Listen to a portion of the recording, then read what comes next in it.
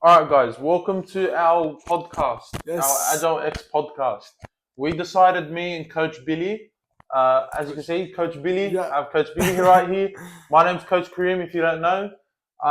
We decided that it'd be a good idea to start a podcast for AgileX for all our viewers, for people that are in our programs, aren't in our programs. And people who want to just join, that they're Yeah. interested in what we do. Yeah.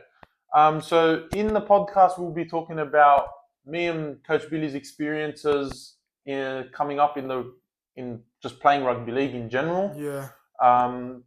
Going through rugby league pathways and all other information that you guys might need, whether you're young, old, it doesn't matter, because most people don't know how to get into systems, how systems work, what you're going to expect when you get into a system. This is just going to be a podcast where we break the ice for you, let you in on some of the information that you need to know, how to get better in that system, and all other information. And if you guys want to know anything, of course, just put it in the comments or just DM us. We'll get back to you straight away. You go on our Instagram, comments, email, whatever you want. Yeah. Send through a question. We'll try our best to answer it the next episode. Yeah. So we're gonna talk about why we actually want to become coaches today. Yeah. Okay, you know what? Speak us through your experience playing footy. All right. So I started playing football around under fours. I played under fours. I was 4 years old. My dad kind of chucked me into football. I still remember waking up on a Saturday morning. My dad was trying to get me out of bed. I was just a 4-year-old. I hated it. I did not want to get out of bed. I remember my dad was trying to wake me up. I didn't want to go. And I'm really thankful that he did, because around about under sixes, I was playing for Bankstown Sports at this time. Around about under sixes, I started to love football. Genuinely love football. Yeah. I started playing a lot.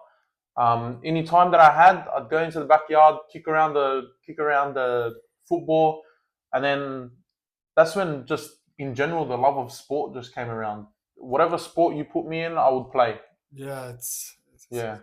Then I was at Bankstown Sports for most of my life. How I met Billy goes around, what age were we? I think we were 13. 13 or 12. 13 or 12. Under 13s or under 12s. One of those two. Billy was in Division 2. Yeah. I remember. Billy was in Division 2. I was in Division 1. I know you're watching, Coach. I don't want to say your name. You remember every time I'd come to your team, you would drop me back to Division 2. Look where I am now, mate. Yeah, I remember. Billy was in Division 2. I was in Division 1, and I was looking, and I remember our coach at the time, Coach Hayson. Yeah, Hayson. Very good coach. What a guy.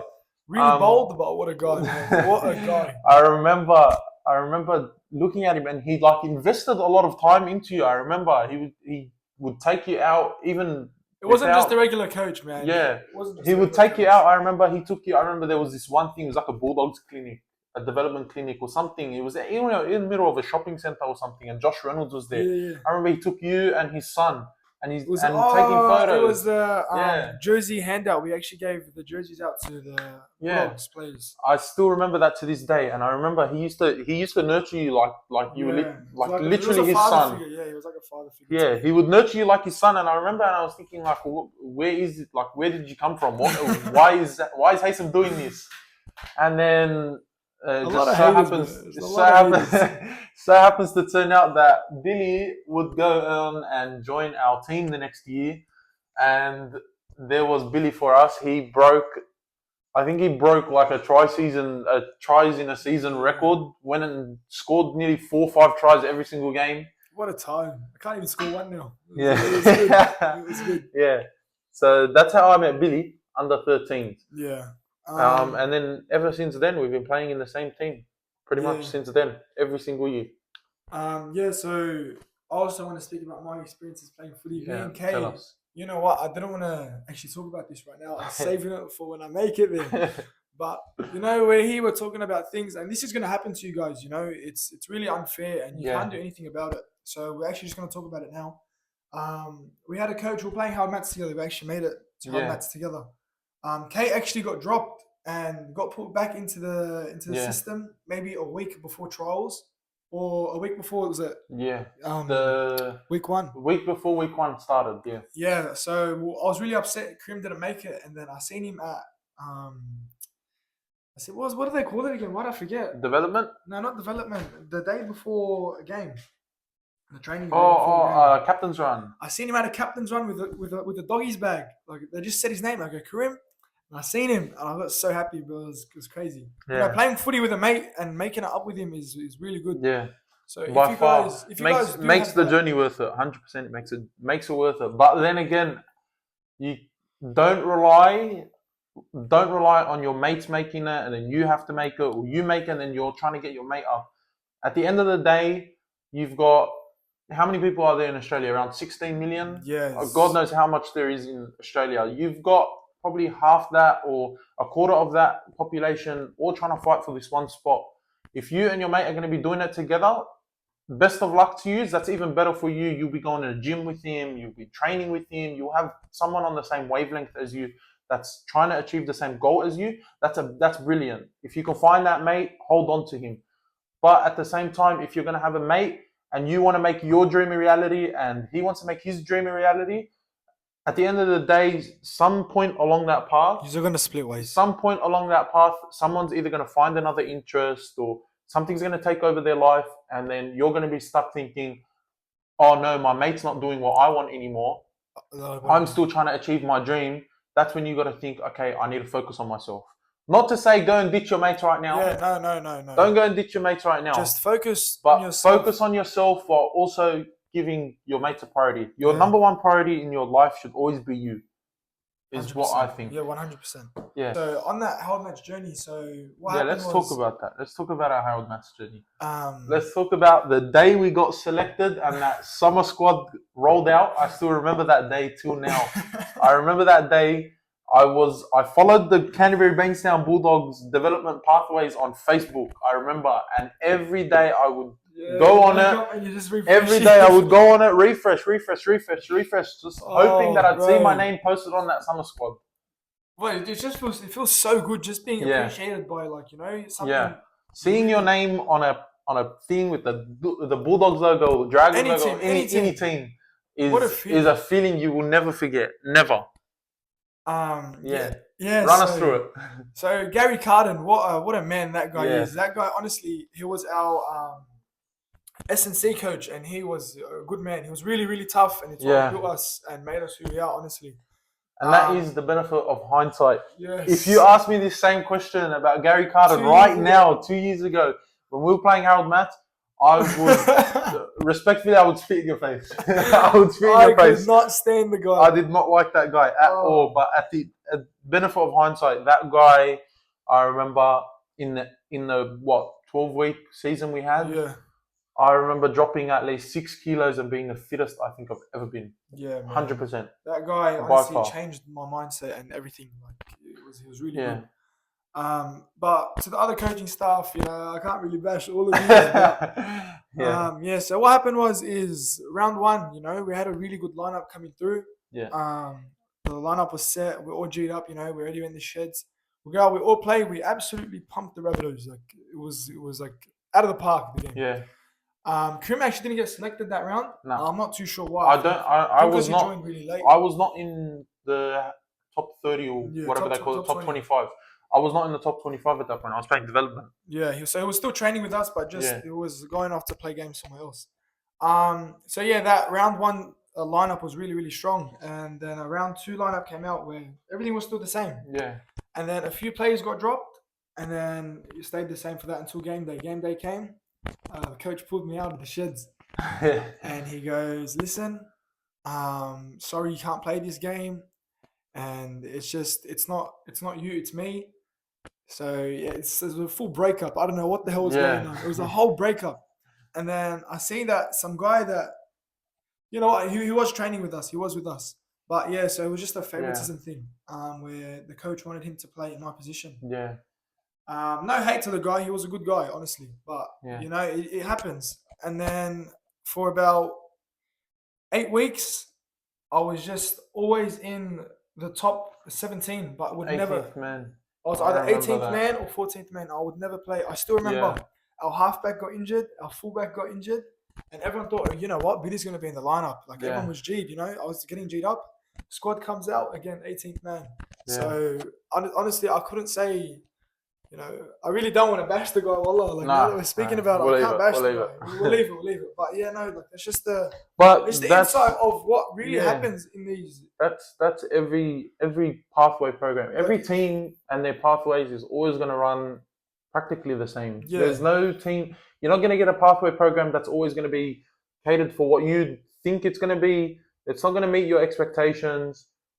At the end of the day, this is an NRL team we're talking about. We're talking about an NRL team, and they need to find the next best thing. 100%. They need to find the next best thing. So they put all their eggs in one basket for this one guy, and it just didn't work. So so what it didn't work out for him as well. It crushed my confidence, you know, going into SG ball. You know, I went in a year young, and then I just got cut straight away, like straight from the trial, got cut. And it just kills your confidence. So then I went in again the year after, and I actually made the squad. I was in the train-on squad. Yeah. And I got injured, so this also happens as well because I wasn't signed or anything. So I just got cut from that squad due to injury, and they couldn't really do much. Remember these? So that's when I just took off to Melbourne. I played at Melbourne, and I didn't play there for long. Honestly, I came back. And now I'm just playing for Right Eastwood. You know, I'm building my confidence up. Ron Massey. And hopefully I just get... You know, this is a feeder club as well. A feeder club to the Tigers. So hopefully I get pushed through. Hopefully. Let's talk about our trials for our mats. We had a Penrith trial. Yes. And we had I think it was a Dragons trial. Penrith Dragons. I still remember this moment. I remember the Penrith trial. I remember the Penrith trial very, very well. I still remember the Penrith trial. The Penrith trial was when I got cut. I still remember. I remember we got to it was a stadium in Penrith. I don't know where. We get there and so how the trials work for Harold Matt, SG Ball, whatever. Once you get selected to their train-on squad, you have a few train before Christmas break. You have a few training sessions. It's off season. Like 6 weeks. You do sand dunes. You do just all the off season. Trying to get your fitness up. Then you have a Christmas break. Right after the Christmas break, you have your first trial. Whoever your team selects to verse, that's completely up to them. There's no set teams. We were scheduled to verse Penrith, which we did. Yeah. And we were scheduled to verse another team, but I don't think it went through. I'm not sure. I think it was Parramatta actually. I'm not sure if it went through. I'm pretty sure. I only remember versing Penrith. That's all. And Dragons. So the summer squad rolls out, and we all got selected. We had from our Bankstown sports team. I remember this was a big thing. We had 9 to 11 people get selected for the summer squad. And I remember we did the training. Everyone was training, all good. The trials rolled around. We're versing Penrith. First trial, we're versing Penrith. The teams get split into two. So the summer squad gets split into two so that everyone gets their own game of trial. And they're not, they're not like split purposely. Not like one team isn't meant to be strong and the other isn't meant to be weak. They're meant to be even. But for some reason, there's always one strong team and one weak. That Penrith trial, I remember there was a team A and a team B. The team A was practically our Howard Matt side. It was practically our Howard Matt side. The team B, which unfortunately is the team that I fell onto, was the team with basically all the people that you could say were on the chopping board, going to get cut if they didn't perform. They were going to get cut. And I remember, I must admit, I kind of had a shock of that game. This was the year that we played in the same thing as Jet Cleary. Yes, so Jet Cleary was actually there. I remember in Team A versus Jet Cleary. Yeah, my team was versus Jet. Yeah. Team B had the Penrith team was always strong. They always had a strong team. So Team A and Team B were always strong.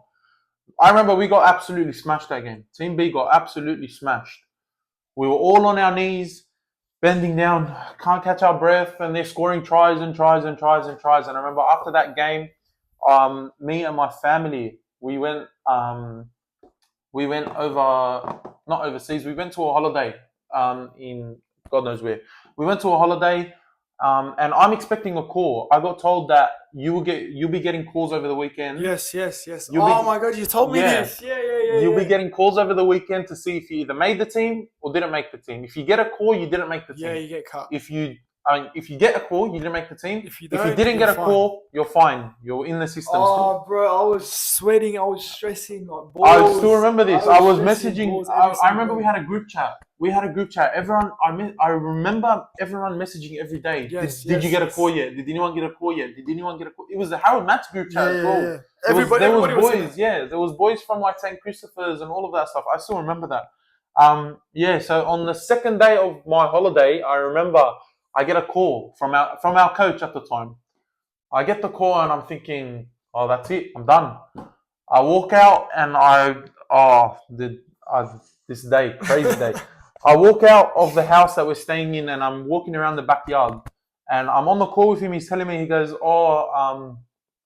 we're deciding that we need to drop you. What did they say on the phone? I remember it was something like your performance, like you need to work on your fitness. I remember he mentioned something about fitness. I remember he said you need to work on your fitness. You need to work on something. I forgot. I remember it was just fitness based. Yeah. I remember solely him mentioning fitness.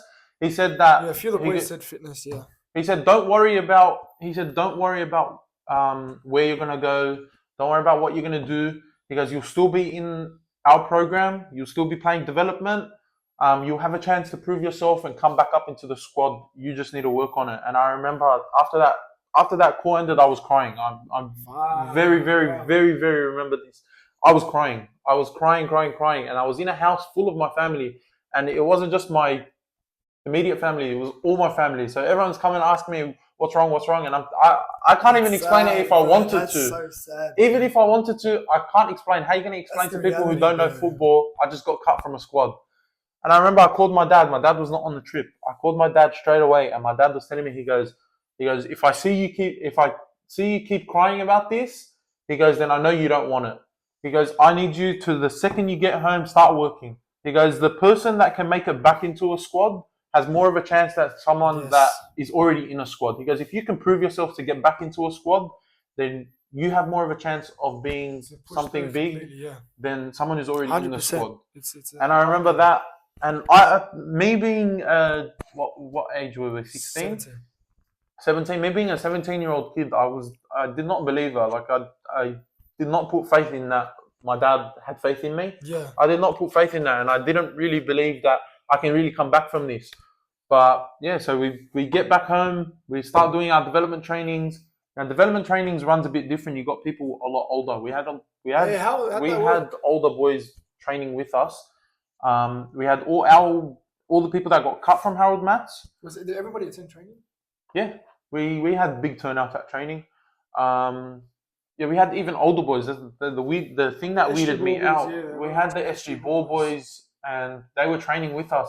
And the way we played our games like far out in the countryside. We played them in the countryside because doggies have a team in the countryside that's part of their feeder. So it's their feeder club. They call them Team 6 or something, Group 6, something like that. Yeah, it's some weird name. Anyway, they have that club, and we versed them. And I remember I played a pretty good game. And I remember 2-3 weeks after, around about week 6, week 7, round 7 of our Harold Math, I get a call from Pierre. He tells me, he goes... you said his name. Yeah, Pierre. I get a call from Pierre and he tells me, he goes, you're going to join the team. He goes, you'll be playing this week. And it was against Knights. Yes, and I remember I was watching this game. He goes, you're going to play against the Knights. And I'm cheering. I'm cheering. I am so happy. I'm over the moon. The day comes, we play against the Knights. I get subbed on with probably 10 minutes to go. Not even 12 minutes to go. Yes. 12 minutes to go. My first run, I run a perfect hole, break the line. Almost scored, actually. I didn't score.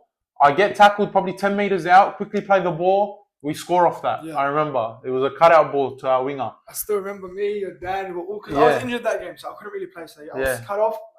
And me and his family were all in the crowd. They all came to watch him. Bro, what a scene, man. Yeah, I remember that. Right after that game, we're at training the next week. We're versing West Magpies, the people who won the comp. Oh, bro, don't even bring up this time, man. Don't even bring up this We were versing West Magpies that week. And I remember that team was the team who won the comp. West Magpies won the comp that year. Yeah, they won the comp. That's the one with Kit, Yeah, they had a really strong Talon, Kit, Talon, Jordan. all NRL players right now. They're all basically in the NRL right now. Yeah, I remember we versed that team, and that team. I remember this was before the meeting happened. Yes, this was before. So that game. This is round 8. This is round 8. I'm training with them. This is the round after 9. So I'm training with them. Game day comes. I'm there. I'm on the bench. We're both in the squad this game. I'm the bench the whole game. Yeah. The whole game. Me and this guy, I was an 18th man, bro. Yeah. So we were sitting on the bench just mucking around. We're talking. We're mucking around. Having fun. We're laughing. The coaches, the we're just having fun laughing on the bench because we knew we had the idea that we weren't getting on. We weren't getting on. The feeling you get throughout. We were getting. The game was very close as well. I remember that. The game was very close. We were about to take out the favourites of the comp. And I remember last 4 minutes of the game, I get subbed on. Yes. Crazy.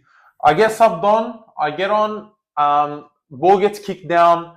Bloke starts running. I make a tackle, dump him straight on his head, get put on report. Oh, this was Talon as well, was it not? Nah, it was their fullback. I forgot who he is, but it's their fullback. Probably in the NRL as well. Yeah, probably. Dump him, get put on report straight away. I got put on report. That was funny. And the game ends, and that was the last time I played for Aaron Matts. That was the last I played for Aaron Matts. You had a good 20 minutes of the season. Yeah. That was the last I played. I got put on report. Coach obviously didn't like it, which is respectful. I respect that decision. Get 4 minutes, get put on report. On that, listen. On that, it was the last game of the season. You know, we were all in the watching. We're doing video. You know, watching our gameplay and everything. And I made a joke about one of the boys running, and everybody was laughing. You know, like it was a funny joke. And then I still remember this. At the end of the meeting, like at the end of the video, he just named a few boys. He goes, "These boys stay back." So he said my name, Kareem's name, and a few other boys. Yeah. Okay, so he's telling all the boys, "You'll be playing this week. You'll be playing this week." Yeah. And I didn't play in a while, so I'm like, "Yeah, bro, I'm G'd. I'm gonna." This play is the week week after the Magpies game, so and I was G'd as well. Like we're G'd. Like, oh, bro, we're gonna start. Finally, we're gonna start again. And then he goes, "Everyone's left the room. It's just me, coach, and Kay." Oh no. Okay. The coach goes, "You aren't playing for the rest of the year." I was like, like we're just like, what? And then he goes, "Yeah, you guys." Because he's going to give me a rundown of what happened.